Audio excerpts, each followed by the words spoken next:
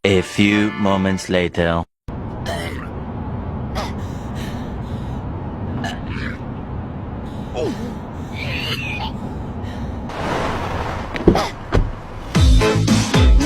Hello, boss. Hindi ako makakapasok ngayon. Bakit? Anong nangyari sa'yo?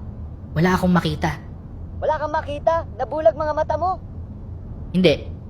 Wala akong makitang dahilan para pumasok ngayon. Bye. Kailan lamang ay tinanggalan ang PhilHealth ng pundo mula sa national government? Kung ikaw ay mananalo ngayong eleksyon, ano ang magagawa mo upang maiangat ang kalidad ng kalusugan ng mga Pilipino?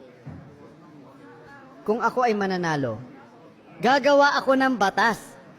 Gagawin kong bawal ang magkasakit. Hindi mo na kailangan pumunta sa ospital kasi makukulong ka eh.